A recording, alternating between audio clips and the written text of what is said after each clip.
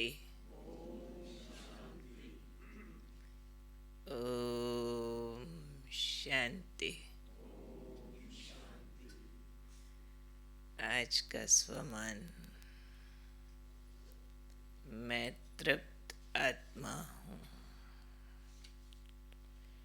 तृप्ति, संतुष्टि हमारी इस ईश्वरीय पढ़ाई की मंजिल है। तो तृप्त हो जाएं, यानी एकदम भरपूर, जिसको और कुछ चाहिए नहीं। उसके लिए हम क्या करें? उसके लिए बाबा ने कहा, कमाई बढ़ाओ, सारे खजानों से अपने को भरो, और ऐसा भरो जो वो स्लोगन है, अप्राप्त नहीं कोई वस्तु। ब्राह्मणों के खजाने में वो आपको महसूस होनी चाहिए। इस महसूसता को बढ़ाओ। उसके लिए क्या करो? उसकी विधि बाबा ने बताई है। फिर हर कदम संकल्प रूपी कदम याद में उठाओ।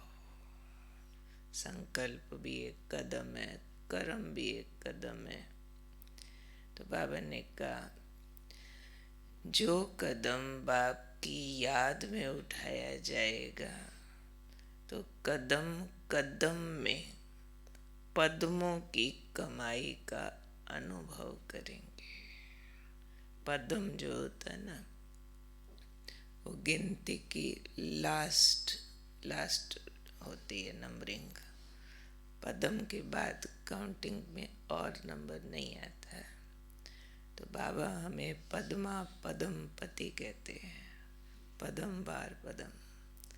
तो काउंटलेस हो जाता है वो। पर वो कमाई कैसे होती है? जब हर कदम याद में रहकर उठाया जाता है तो कदम कदम में पद्मों की कमाई हो जाती है। क्योंकि बाबा ने कहा, केवल संगम युग पर ही पद्मों की कमाई की खान मिलती है। अभी टाइम है संगम युग का, जब पद्मों की कमाई की खान मिल सके। ये संगम युग ही जमा करने का युग है। न सिर्फ खान मिलती है, लेकिन ये जमा करने का युग है। इसलिए बाबा ने कहा, हर सेकंड जमा होता रहे, व्यर्थ न जाए। हर सेकंड पद्मों की कमाई जमा हो, तो ये अखुट खजाने जमा करने का समय है। इसलिए अभी ये अनुभव करो कि अप्राप्त नहीं कोई वस्तु ब्राह्मणों के खजाने में। ये वाला संस्कार धारण करो, जो अंदर भरपूरता की फीलिंग हो।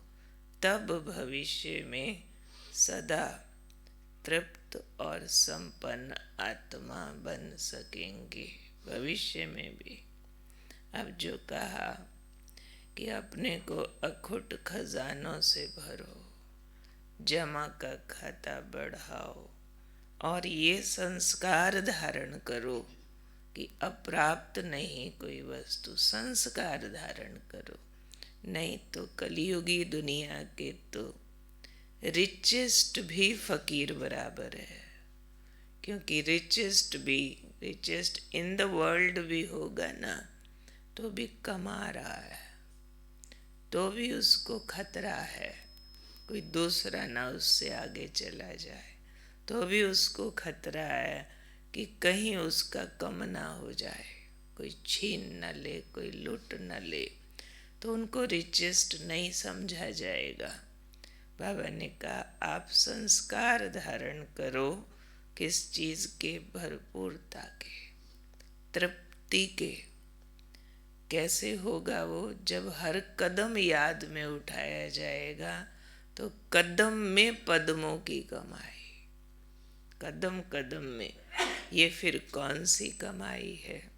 ये अंदर से आत्मा जो क्लीन होती है ना, ये क्लींजिंग बड़ी भारी कमाई है। जितना बाबा की याद में एकाग्र होते हैं, देभान मरता है, कोई पुराना संस्कार अंदर से जलता है, भस्म होता है, कोई तरह के हमारे कर्म बंधन जो है वो चुकतू होते हैं, पिछले पाप चुकतू होते हैं। तो जैसे ये चुकतू होता जाता है, नया ऐड होता जाता है। पिछला कोई हिसाब अगर किसी आत्मा से चुकतू हुआ है मेरा, तो प्यार बढ़ेगा। हिसाब चुकतू हुआ है तो सहयोग आएगा। हिसाब चुकतू हुआ है तो यहाँ से रिलैक्स हो जाएंगे। तो ये क्लींजिंग, चुकतू, विक्रम, विनाश, माना और भरते जाना। गुण शक्तियों से आत्मा, गुण भले हम कहते हैं कि 36 गुणों की लिस्ट है, पर लाखों हैं। सेकंड सेकंड में नई खुशी, नई तरह की ऊर्जा, हल्कापन, रिलैक्सेशन, उमंग, जोश, अंदर से देने की कामनाएं। तो ये सब क्या है? कमाई नहीं है। कहाँ हम विचलित थे, ये नहीं मिला, वो नहीं हुआ। कहाँ अंदर से जोश और उमंग पैदा हो जाए कि सबको बहुत देना है, बस बहुत प्यार, बहुत सहयोग, बहुत सुख, बहुत शांति, सबको। तो ये जो चेंजेस आते हैं, तो ये एक तरह की हमारी कमाई है, पद्मों की कमाई है। कदम कदम में पद्म, जिसको आज बाबा ने कहा 1 सेकंड भी जमा करने के बिना व्यर्थ न जाए। सेकंड भी, हर सेकंड में अंदर हम जमा कर रहे हों, यानी रिज्यूवनेट हो रहे हो, पुरानी खाल उतर रही हो, नई आ रही हो, पुराने चिंतन बदल रहे हो, नया चिंतन आ रहा हो, पुरानी मान्यताएं बदल रही हो, पुराने एटीट्यूड ख़त्म हो रहे हो, पुरानी जो कमज़ोरियां हैं, ये नहीं कर सकते, ये नहीं होगा, ऐसे वाला वो बदल करके हो रहा है, मिल रहा है, बाबा साथ है, दे रहा है। ये वाली फीलिंग्स, इसको हम कहेंगे कि हम कदम में पद्म जमा कर रहे हैं। जैसे ट्रांसफॉर्मेशन, तो बाबा इसलिए आज पहली लाइन ही वरदान की ये बोली कि जो बच्चे हर कदम याद में उठाते हैं, वो कदम कदम में पद्मों की कमाई का अनुभव करते हैं। तो हमें स्वार्थी होने की बड़ी सख्त ज़रूरत है। ऐसे वाला स्वार्थी दुनियावी रीति से भी, जिस बिजनेस में, जिस कारोबार में कमाई बहुत होती है, उन लोगों के ईयर्स के अनुभव पूछो, 50 सालों से भी कभी वो अपना बिजनेस छोड़ेंगे नहीं, कुछ मर्जी हो जाए। कितने बिजनेस वाले ऐसे पूछो, घर में कब दिवाली होली मनाई नहीं होगी। क्यों? वही त्योहार उनका कमाई का दिन होता है। रात 10 बजे तक, 11 बजे तक रहते होंगे बिजनेस में, सुबह 8 बजे चले जाते होंगे। किसी का जन्मदिन हो घर में, किसकी शादी हो, किसका कुछ हो, उनकी दुकान बंद होने वाली नहीं है। कारण कमाई, और उस कमाई की वैल्यू है। ब्रह्मा बाबा अपना उदाहरण बताते कि रात रात को स्टीमर आते थे, रानियां आती थी, हीरे खरीदते थे, रातों जागते रहते थे। और वो जागना चुभता नहीं है, रादर वो जागना रेलिश करते हैं, मनोरंजन हो जाता है, क्योंकि पा रहे हैं, मिल रहा है। तो वो कमाई की वैल्यू है। ऐसे ही जिन बच्चों को ये बात समझ आ गई है कि आत्मा समझ, परमात्मा से कनेक्ट होना, ये सबसे बड़ी कमाई है, तो वो इसको मिस नहीं करते हैं। कोई भी बातें आए, कोई भी समस्याएं आए, कोई भी प्रकार की बाकी बातों को हावी नहीं होने देंगे। इस पर फोकस हो जाएंगे कि लाख बातें आएं तो आएं, जाएं तो जाएं, लेकिन देह से न्यारा होके आत्मा समझ बाबा की प्रेजेंस फील करना, उनसे मिलन मनाना, ये मेरे से मिस नहीं हो सकता। मुरली 5, 7, 10 बार पढ़ना मेरे से मिस नहीं हो सकता। बातें आए तो आए, जाएं तो जाएं। उन आत्माओं को ऐसा फील होता है कि दुनियादारी के काम तो कख नहीं है। छोटी अंगुली के नाखून जितनी शक्ति से हो जाती है। मुझे तो विश्व कल्याण करना है। जिसके पास बहुत बड़ी कमाई है वो बहुत बड़े बड़े लेवल के दान सोचता है, छोटे मोटे नहीं कि 100-50 गरीबों को खाना खिला दो। वो बड़े बड़े सिटीज़ बसा देगा गरीबों के लिए। क्यों? कमाई ज़्यादा है। तो यहाँ भी वैसी स्थिति है। तो आज बाबा तृप्त आत्मा उसको कह रहे हैं जो ज़्यादा कमाए। तृप्त आत्मा उसको कह रहे हैं जो हर खजाना बाबा से लेना जानता है। तृप्त आत्मा उसको बाबा कह रहे हैं जो एक सेकंड, एक संकल्प भी व्यर्थ ना गंवाए। वो होती है तृप्त आत्मा। वो है तृप्त आत्मा जो संपन्न है, जिसके अंदर से बाजा बजता है कि अप्राप्त नहीं कोई वस्तु, नहीं पा लिया, कुछ चाहिए नहीं है, मिल गया बस। अब क्या लेना, अब क्या पाना, इतना दिया बाबा बाप ने, बस इतना मिला, अब क्या करना। स्थूल दुनिया के टारगेट, दुनिया की समस्याएं, विघ्न, बातें, काम, उनको चुटकियों का खेल लगता है। ये क्या बात है, ये बातें तो आती रहती जाती रहती। इन प्राप्तियों के आगे ये बीमारियां, ये संबंधों की खींचातान, ये 2-4 मकान, दुकान, सामान की बात, इट्स नथिंग। मिला इतना है, भरे इतना है। तो ये वाली फीलिंग्स हम चेक करें कि ये तृप्त आत्मा का टाइटल क्या मैं आत्मा ले सकती हूँ?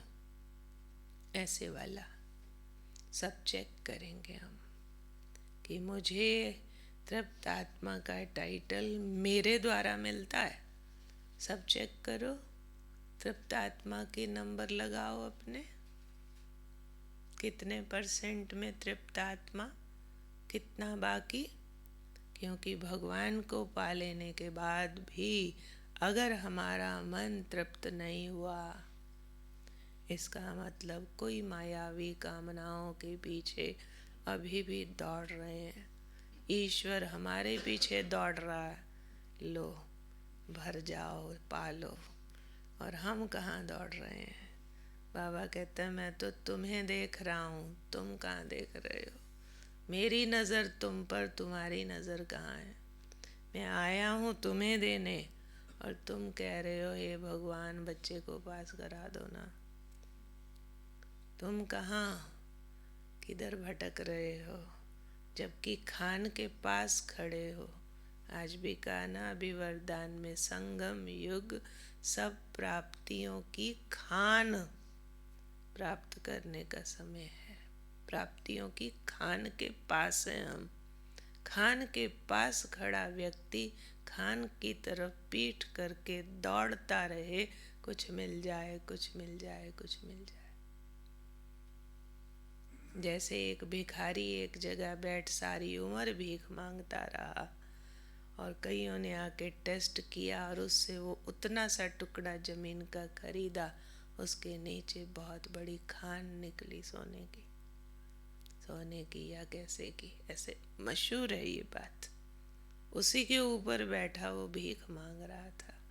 ऐसे ही हम प्राप्तियों के दाता के बच्चे हैं।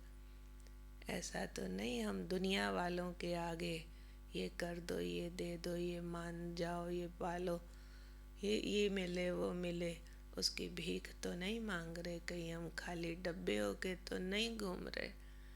कहीं कोई ख्वाहिशें, कामनाएं, तमन्नाएं, उनमें मन तो नहीं भटक रहा। बहुत सीरियस वरदान है आज का। कौन हूँ मैं? नंबर मिलते हैं अपने को। अपना चेकर खुद बनना, अपना टीचर खुद बनना है। अंडर ऑल सर्कमस्टांसेस ये है कि नहीं, वो है कि नहीं, लेकिन जो बाबा हमें प्राप्त करा रहा है, क्या उससे मेरा पेट भरा है या कुछ बहुत काम बाकी है? क्या कहेंगे?